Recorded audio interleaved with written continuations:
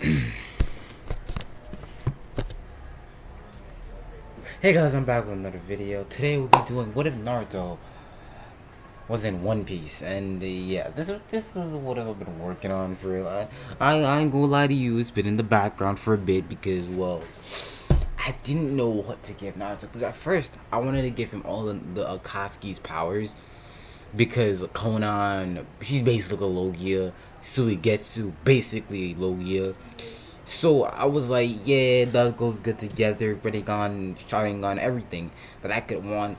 Immortality, fucking puppets, bro. I could have had it all. But then I was like, what if I did that for the what if Naruto was in high school DxD? That was like, that makes way more sense because all of them were they were originally supposed to be monsters, and we look at demons as monsters and whatever. So they looked like supernatural. They were supposed to look like supernatural, so that's what they're supposed to be. So I was like, that should be it. And then now this should be what? And I was like, the Uchiha clan is viable. Like, I have done it before, but not particularly with Naruto because I've never done what if Naruto had all the powers of the Uchiha before. And I also never planned on doing it either. So, and I was like, what I could do with Naruto, what I'm gonna do with One Piece, and then it hit me. One of my best thought out ones. Well, not best thought out, cause like I think the cake goes to my 18-olds, but if for some damn reason I'd be thinking extra hard of those, but they be my most well thought out. So I'm gonna make a One Piece, and it's gonna be Naruto, and yeah, Naruto's gonna have basically all of Uchiha's abilities. So what do you say? Let's get into this video.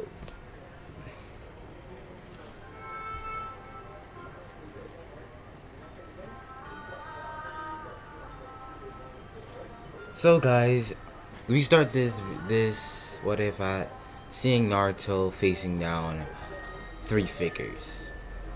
These three figures all had black hair. Well, no. One had black hair, the other two had white hair. The other one had purple eyes. The other one had one red eye and another purple eye. The other one had two red eyes. These people were Madara Uchiha, Sasuke Uchiha, and Obito Uchiha. You see, after Kage was defeated and Madara was spit out, unlike the tail beast coming out of him like they thought it would, it didn't happen. Only Madara came out with full Sage 6 Paths mode. But this is where Sasuke turned around and stabbed Naruto through the chest and kicked him away and went to Madara. Obito also got up, faking his death, also coming back to Madara, and Madara laughed, saying, "How I played you all." Naruto was dumbstruck. He finally thought Sasuke changed, but nothing changed. Sasuke was still the arrogant asshole that he always was. And he didn't know what to do. He didn't want to kill him. That was his best friend. But then he recounted that and said, he's not my best friend. That title goes to Shikamaru. Wait a minute. Why have I always been thinking that? Why I always cared? Not like he's done anything for me. Matter of fact, what has the village done anything for me? Why do I care about them? Those are questions that I need to answer later in my life, not right now. So Naruto goes, and we go flashback to present time. Naruto relays that Kakashi and Sakura are already dead. The only persons are the people alive are the people that are back home or back in our normal dimension. Just to clarify, they're still in the one of Kaguya's dimensions. So that's why they're still in one of Kaguya's dimensions. So Naruto says, this plan might work, it might not. But if it doesn't, well, I'm dead. Well, if it does, I didn't plan that far ahead. Anyways, and he darts towards Obito, making him a first choice, and he says, "You can count this for killing my parents." And he slams Obito's head, dragging it to the ground. Obviously, being in his six-path QB mode, dragging him to the ground, and pelting him to Sasuke, then kicking Madara, which doesn't make sense because he's in Sage six-path. But what? I don't care. He kicks Madara and grabs Obito again and darts off. He goes a few miles away until he stops and he rips it. He starts sorry. He starts channeling some chakra into his hand and he says, "I hope to God," it's into his back. And he says, "I hope to God this works." And golden chains start coming out of Naruto's body, wrapping around Obito and grasping his body. And just like that, chakra starts to leave Obito's body, starts siphoning off chakra and putting it into Naruto's body. But unlike the normal way where when his chakra reaches a certain level, he stops, Naruto didn't stop. He kept going and going and going and going until we pan back to Obito and we see his body dried up, lacked of nutrients, and Naruto pelts him on the ground. But when he pelts him on the ground, he breaks in half. So cutscene. If you want to know what he did, he basically drained everything, life force, everything from Obito, and put it into himself. That's what happened. So everything Obi could do, his memories, his chakra, his power, Naruto absorbed all of that into his body. So it just left him of basically a husk that is kind of useless at it in terms of it. So yeah, there's no strand of DNA left for no one to cipher off. And Naruto stands back up and walks forward and crushes Obito's head while walking. He says, "Two to go." And he darts back over. Well, he doesn't dart back because Sasuke and Madara was coming for him anyways. So Naruto and Sasuke met up in the middle and with their hands clashing. Naruto wasn't planning on fighting him and just kicked him to the side because if you didn't know, Naruto was originally way stronger than Sasuke because during their whole fight, hold up, let me cutscene again. If you want to go forward, just go fucking forward. I don't care. If Naruto in both of Naruto and Sasuke's fight at the final valley, Naruto was holding back like tremendously, at a point where Sasuke had to take like Bijou to combat Naruto that was basically in his QB mode. Like, this man was not face, he could care less. And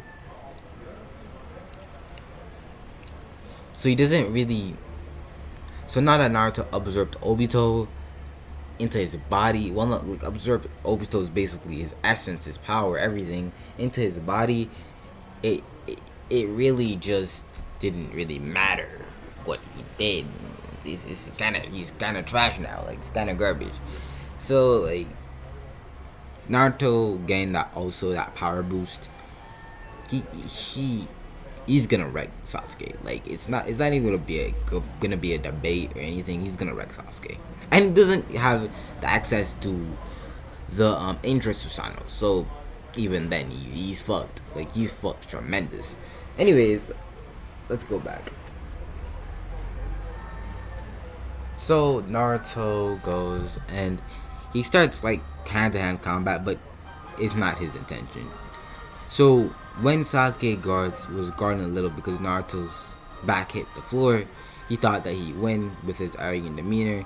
He clearly bypassed that Naruto was kind of stronger than him during the whole fight, dodging every blow he hit that could have thrown a threat to him, but tanking the ones that he didn't feel necessary to dodge.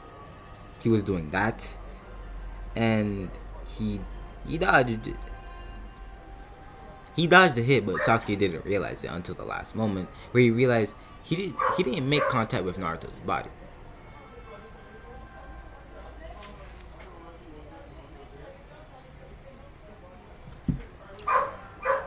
Sorry, my dog is freaking out. I know. If you can hear in the background, just ignore it, please. So Naruto then shoots a train from in the middle of his chest into Sasuke's body, and just basically does the same thing he did with Obito, drying him out, and just says, "Madara, you're next." And Naruto also cuts off Sasuke's head because he was still standing, and cuts off Sasuke's head and says, "Sasuke, you will never change." And I now realized that maybe it was too late, but I could care less right now. And he went through Madara. Ultimately, the same thing happened to him because remember, Madara is not at the same power or the same relevant to Kage anymore, and the fact that he basically got fucked. He didn't have a chance. So the same thing ends up happening with him. So we flash forward about a few years, and we see Naruto fighting with this white-haired and skinned man with one yellow eye and one white eye, and just fighting with Naruto, joining hands with him.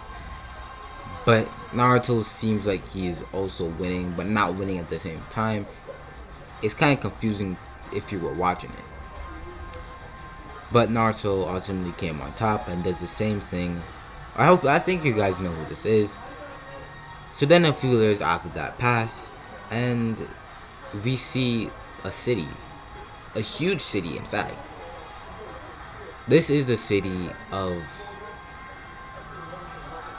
what should I call it? It's not gonna be relevant. The elemental city. If you don't know, so basically Naruto forced everyone to go into peace. Like he had the world hostage. Like that's the easiest way to put it. He had the world on hostage. So what he did was how did he even explain this? He basically went up all to the Kage and says, if you can have this smoke if you don't want peace. Some Kages like the Raikage said, I will handle that smoke.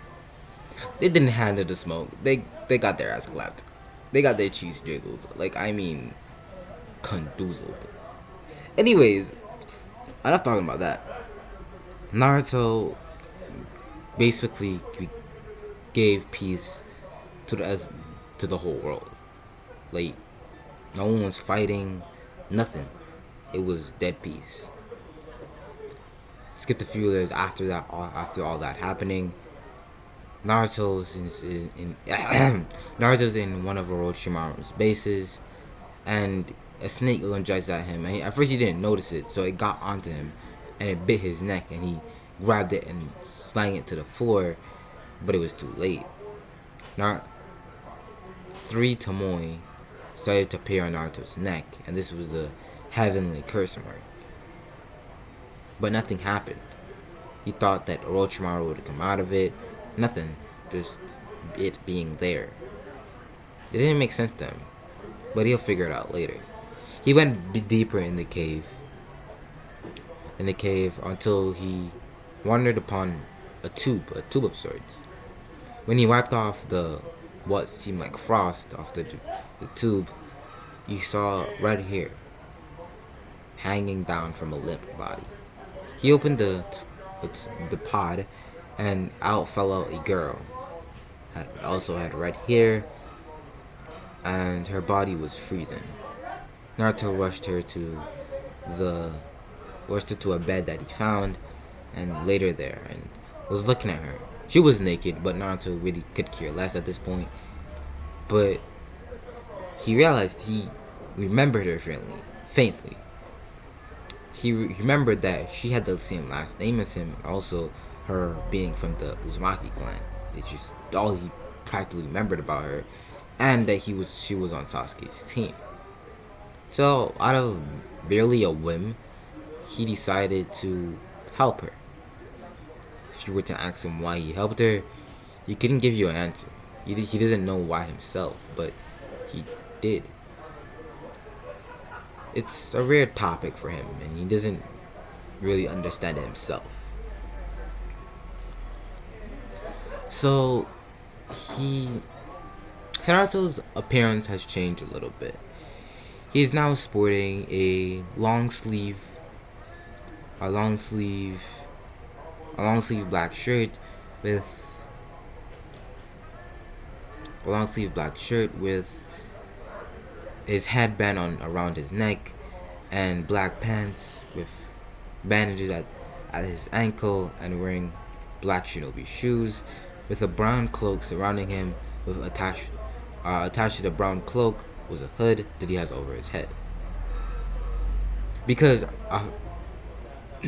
because the ruler of the nature of the elemental city had died 100 years ago, or so it said. Well, yeah, 100 years ago, so it said. Yeah, Naruto didn't die. Like, I'll be perfectly honest to you. Naruto kind of fucked with everyone's memory. I said the people.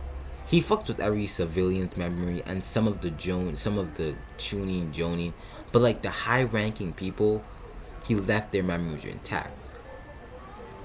So what he did was, he's made it seem like they've been in peace for so long that the animosity disappeared, like nothing would happen, because he knew just entering them all into a place like this is gonna cause some type of conflict. So what he did was basically said fuck your lives, and just erased all of their memories and melted, not all of them, but comporting to the date and everything, he made it seem like, yeah, they made it seem like it was way further than it was. So he basically time leaped everyone. So people think it's a different time that it not actually was. So he also faked his death, but he also had children, with all these children being Kawaki, Baruto, Himawari, and Kawaki is actually Naruto's actual full-blooded born son. His mother being Shion, because Naruto also promised to have kids with her and had kids with Hinata, making them. But this is around the same time he faked his death. So he knew that he was gonna outlive Hinata. He knew that, and he thought he would. But because the way he thought of it, it was like he has 3 souls compacted into one. He's gonna have a very large lifespan, which he's kind of not wrong. But I'm not gonna get into that, bro. I'm not. So he knew that he would get older and surpass both of them, and maybe even his children. So he was not having it, and to protect himself and them, he decided to fake it. That he obviously told Hinata and Shion about it and why he was doing it. At first, they're apprehensive, but they came around to understand why Naruto was doing it. He was doing not just for their sake, but also for his sanity, for his mental stability. Because who wants to see the people they love die, and you couldn't do anything about it? So Naruto, that's what ends up happening with Naruto, and after the fight with Jigen, it was reported that Naruto died. That was it. He was dead and he was gone.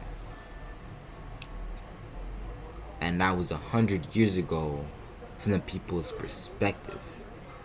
And from the people's perspective, the Naruto's family was put in hibernation to make their lifespan better or whatever.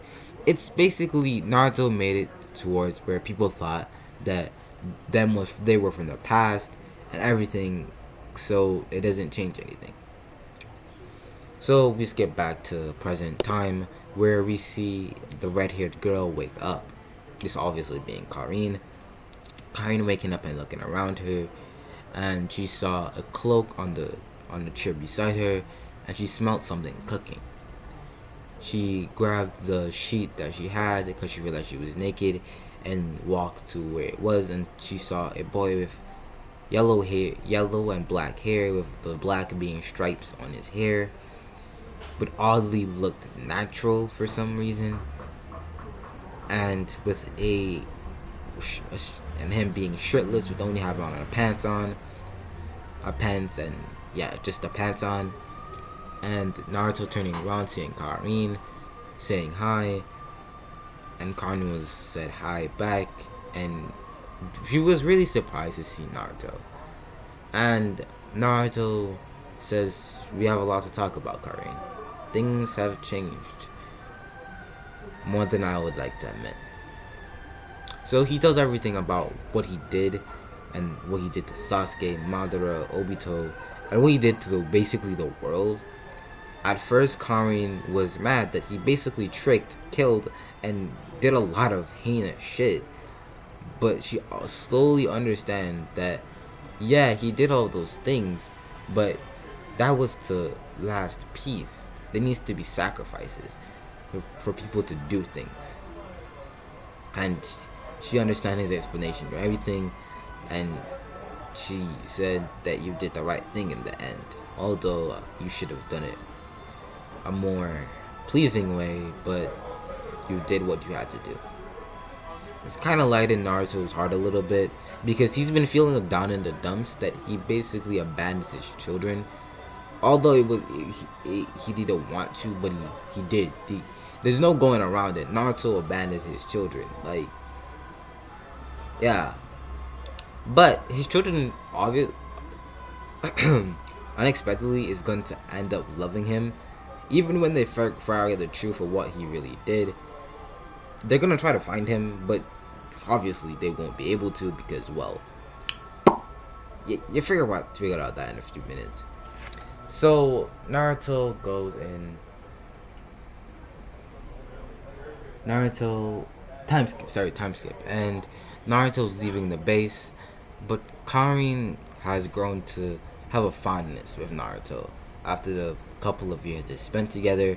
Because it's been like 2 years since Naruto stayed there, and the reason he stayed was because he didn't have to keep walking or keep running, not because he needed to, because if someone slightly figured out who he was, his whole thing with the time and messing people with memories would have been all for naught. So, but this was a very isolated place, so he didn't even have to worry about that. But he did know he needed to keep on going because he also had an agenda in mind, a last will of sorts. And he was about to leave with him putting back on his cloak and heading towards his home village. Not Konoha, but where his clan stayed for most of their lives, to Uzugekure. But before that happened, we see a Karin dressed in a black shirt and skirt, running to Naruto, stumbling a few times until catching up to Naruto and telling him that she wants to come and that she doesn't want to be alone again. She wants to be with him. Naruto took this at face value, not understanding what she meant by it, and says okay. And Karin ran up to him and hugged him. Now Naruto says, "You know you didn't recover properly, right? And your legs are shaking." And she looks down, and true to that, her legs are shaking. And Naruto crouches down and says, "Get on my back." And she hesitantly gets on Naruto's back, and they walk to Uzugekure. Now, Naruto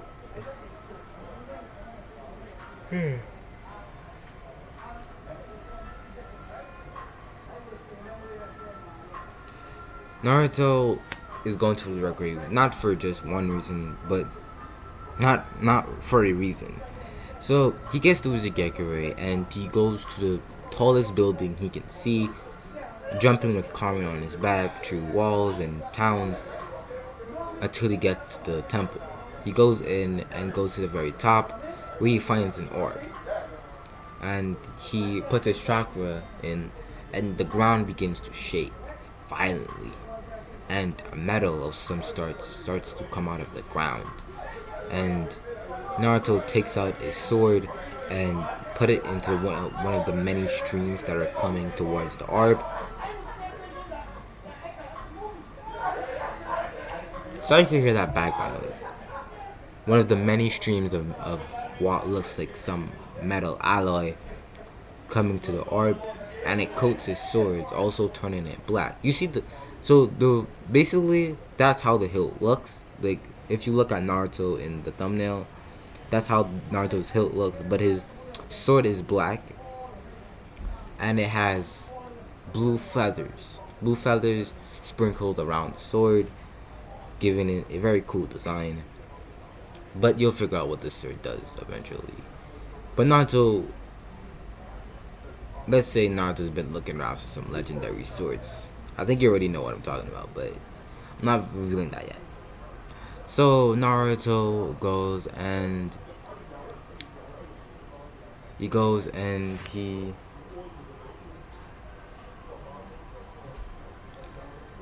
takes up the orb after all the metal seems to come in, and he takes out a story scroll and he places it in there. He says, I think it's time to go. Obviously other alloys came into there like gold, silver, mercury, no, not mercury, bronze, and very other metals that you would find in Earth. But what this orb basically did was, by attracting all the metal and Uzu metal, which is basically metal that creates the 7 ninja swords. Well, it was experimented metal that the Uzumaki was using, so it wasn't 100% pure Uzumaki metal, but Naruto has a pure Uzumaki metal blade now. But I'm gonna get into that later. So Naruto goes down, and basically from there was just valuable items, gold, books, and other stuff that Naruto placed in seals. And Naruto went into the middle of the village and waved hand signs, and a huge tower appeared in front of him. He also obviously used wood style to create this palace, or this tower, and he unsealed 2 bodies. 3 bodies to be more specific. They all had white hair and white skin. One of them was Momoshiki, Kinshiki, and Uroshiki. He placed them inside of the temple or palace until it slowly started to swirl into a tree, crushing the bodies inside of it and making the tree turn white until it started to crack and basically explode. But it didn't go. The explosion didn't go everywhere. The explosion went into the sky. But now we look from outside of the earth, and we see the earth basically slowly disappear. Let's go back to the ground. What basically Naruto did was put the whole world in incognito mode forever. He did this because he knew Otsutsuki existed and what their thing was. So what he did was completely hide it from the notice. He obviously needed 3 Otsutsuki bodies for sacrifice, but he obviously got what he needed, and now he says my job here is done. Until something happens. The earth begins to shake. Oh, by the way, the tree disappeared. The earth begins to shake, and Naruto looks off in the distance until he sees an old shaka down gate, or gate temple, whatever it is, and it's weird. But as he says that, sorry for the background noise. Damn it. Hold on, guys. Hold on.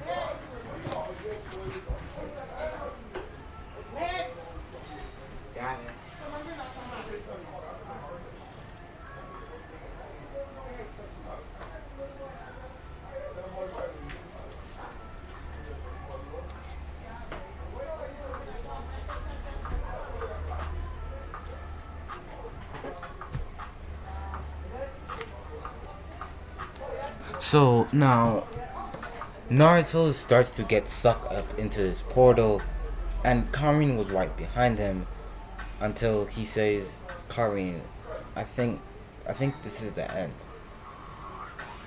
you have a lot to live for now with your new power, and I just can't let you die here.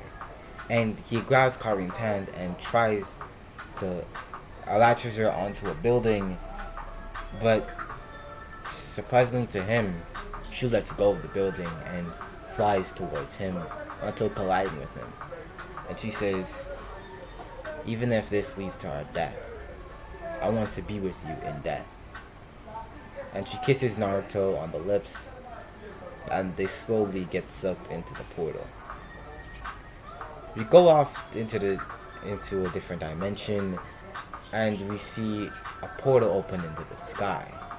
We see a man looking at this with a red glint in his eyes until it slowly dims down, and we see two figures latching onto each other, slowly like descend to the ground at a rapid speed. This man gets up and starts darting towards these two people, and then these two people hit the ground and form a crater. We see both Naruto and Karin in the One Piece dimension on the floor, waiting for their adventure and awaiting the adventure that they don't know is coming, to meet many new friends, Naruto to slowly meet the people that he will spend his rest of his life with, and it's gonna be a fun ride. So this is gonna be the end of the video, guys, and I don't know what to tell you. Like, this is the end of the video, but I do have something to tell you. Actually, I do have something to tell you. So the next video is going to be what if Naruto was in High School DxD. I didn't want to put out 2 videos consecutively because that's not my style. I just hate doing that. I'm sorry if it pissed off some of you that I didn't make one immediately after. I just don't like doing that at all. I'm sorry if you don't like that.